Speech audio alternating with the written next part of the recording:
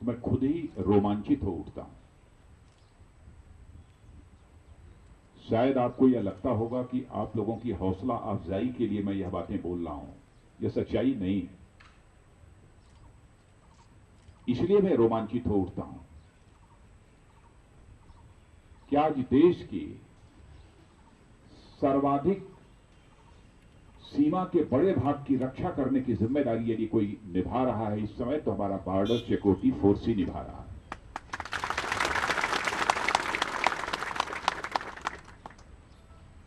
और देश की रक्षा जो फोर्स करे और अपनी जिंदगी को हथेली पर लेकर करे, स्वाभाविक है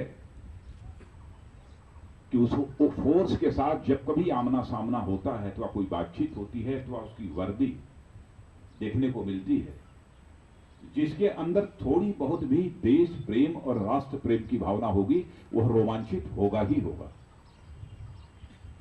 इसलिए मैं रोमांचित हो उठता हूं। और इस बार तो आप लोगों ने कमाल किया है, और मैं जानता हूं कि बहुत सारे आपके ऊपर प्रतिबंध लगे हुए हैं। प्रतिबंधों के कारण भी आपको अपने शौर्य और पराक्रम का जो परिचय देने का अवसर मिलना चाहिए वह नहीं मिल पाता। जानकारी है मुझे।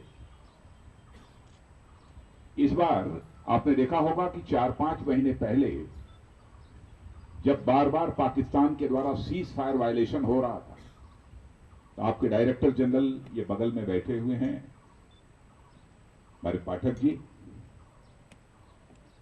इनका टेलीफोन आया। मैंने पूछा कि क्या स्थिति है वहां। उन्होंने कहा कि बार बार साहब 16 बार सीज फायर वायलेशन हो चुका है और बराबर हम व्हाइट फ्लैग उनको दिखा रहे हैं, लेकिन पाकिस्तान अपनी हरकतों से बाज नहीं आ रहा। तो उसी समय मैंने कहा कि व्हाइट फ्लैग का मतलब क्या होता है। तो इन्होंने बताया कि व्हाइट फ्लैग का मतलब कि बातचीत करो, हम फायर नहीं करना चाहते हैं। तो मैंने कहा बहुत हो गया, अब 16 बार के बाद फिर 17वीं बार व्हाइट फ्लैग नहीं दिखाया जाना चाहिए, बल्कि उसको पाकिस्तान को मुंहतोड़ जवाब दिया जाना चाहिए। और हमारे बॉर्डर सिक्योरिटी फोर्स के जवानों ने मुंहतोड़ जवाब दिया। और ऐसा जवाब दिया, एक बार तो उनके शायद दूसरी या तीसरी बार उनके खुद ही कमांडेंट को आकर बात करनी पड़ी। उन्होंने स्वयं व्हाइट फ्लैग दिखाए, स्वयं व्हाइट फ्लैग दिखाए। अवसर मिलना चाहिए। मुझे पूरा विश्वास है आप सबके ऊपर, यदि अवसर मिलेगा तो मैं समझता हूं कि दुनिया की कोई ताकत हमारे बॉर्डर सिक्योरिटी फोर्स के जवानों को शिकस्त नहीं दे सकती। अवसर मिलना चाहिए। और मैं जानता हूं कि बहुत सारी कठिनाइयों में, मुसीबतों में आपको काम करना पड़ता है, मालूम है। अभी 9-10 महीने से होम मिनिस्टर के रूप में मैं यह जिम्मेदारी संभाल रहा हूं, और अपने पैरामिलिट्री फोर्सेस के जितने भी डीजी हैं उनको अलग से भी बुलाकर मैंने उनसे बात की है। क्या क्या समस्याएं हैं आपकी पैरामिलिट्री फोर्स के सामने, और उनको रिजॉल्व करने की अपनी तरफ ही किया है, कुछ कर रहा हूं। मुझे आश्चर्य हुआ जब मुझे यह जानकारी दी गई कि हमारा ये जो पैरामिलिट्री फोर्स का जवान जब कहीं घायल हो जाता है, बीमार हो जाता है, हॉस्पिटल में एडमिट हो जाता है, उसे ऑफ ड्यूटी माना जाता है। यही था ना, ऑफ ड्यूटी माना जाता है। मैंने कहा कि अब चाहे वह हॉस्पिटल में उसको 1 वर्ष तक अपना इलाज कराना पड़े, वह ऑफ ड्यूटी नहीं माना जाएगा, वह ऑन ड्यूटी माना जाएगा। यह आदेश दिया जाएगा।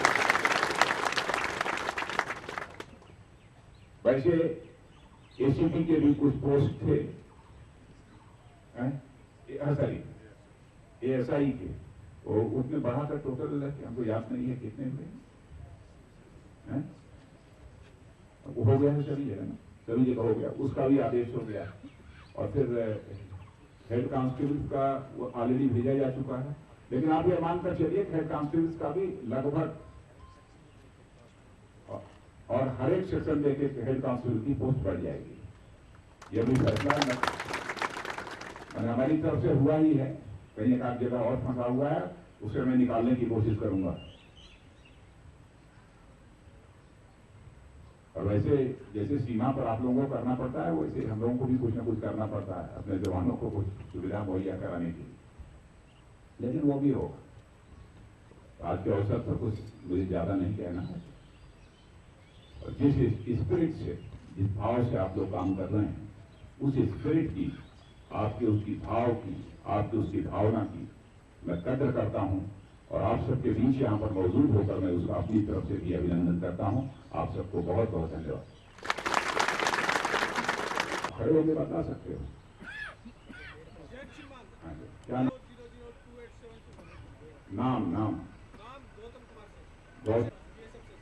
गौतम कुमार रहने वाले कहाँ से? बिहार के लोग यहाँ भी जमे हैं।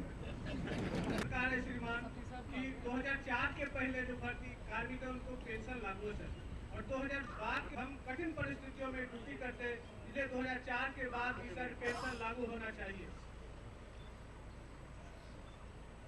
मैं बात करूंगा, जानकारी में आइएगा, हो सकता है।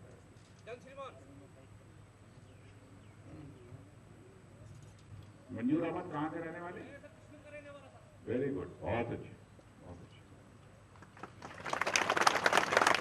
ठीक है, और कोई मुद्दा?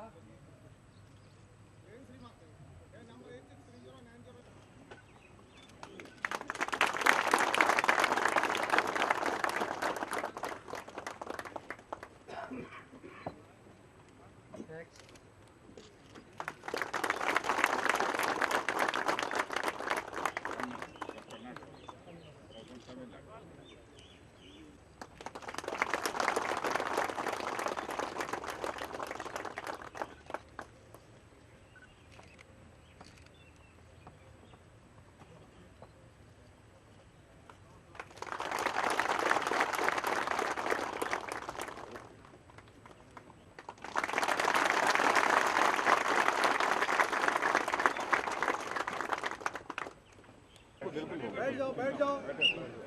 और बेटा खड़े हो जाओ, कोई हेल्प नहीं होता।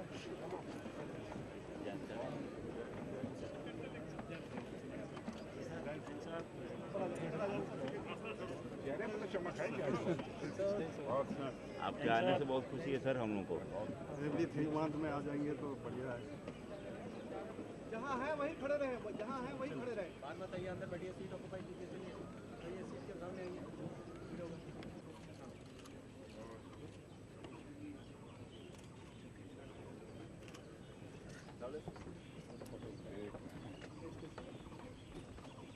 राजा बेटा तुम लोग